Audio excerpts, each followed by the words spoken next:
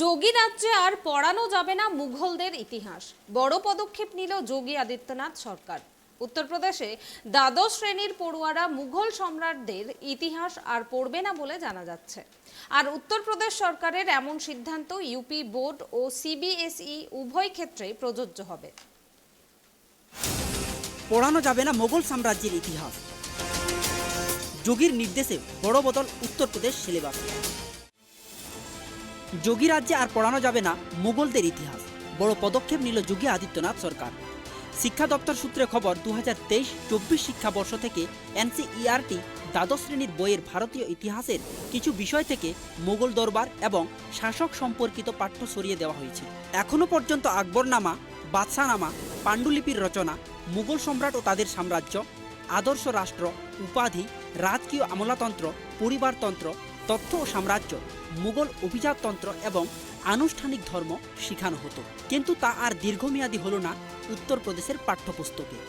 তবে শুধু দ্বাদশ শ্রেণীই নয়, কোপ পড়েছে একাদশ শ্রেণীর পড়ুয়াদের উপরেও। একাদশ শ্রেণীর ইতিহাস বই থেকে ইসলামের উত্থান, শিল্প বিপ্লব, সংস্কৃতির সংঘর্ষ এবং সময়ের সূচনা বাদ দিয়ে দেওয়া হয়েছে। পাশাপাশি নাগরিক বিজ্ঞান বই থেকে ঠান্ডা যুদ্ধ এবং আমেরিকান আধিপত্যের পাঠ মুছে ফেলা হয়। তবে কংগ্রেস শাসন, socialist party, communist party of India, বিজেপির কথাও উল্লেখ করা হয়েছে এই পাঠ্যপুস্তকটিতে। এদিকে ডেমোক্রেটিক পলিটিক্স বই থেকে popular struggle and movement, democracy and ডাইভার্সিটির মতো চ্যাপ্টারকেও বাদ দেওয়া হচ্ছে দশম শ্রেণীর বই থেকে। তবে এই প্রথম নয়, এর আগেও এমন নিদর্শন দেখিয়েছে উত্তরপ্রদেশের যোগী আদিত্যনাথ সরকার। দ্বাদশ শ্রেণীর নাগরিক বিজ্ঞানের বই থেকে আমেরিকান আধিপত্য ও ঠান্ডা যুদ্ধ সম্পর্কিত লেখাটি মুছে ফেলা হয়েছে আগে ভাগে।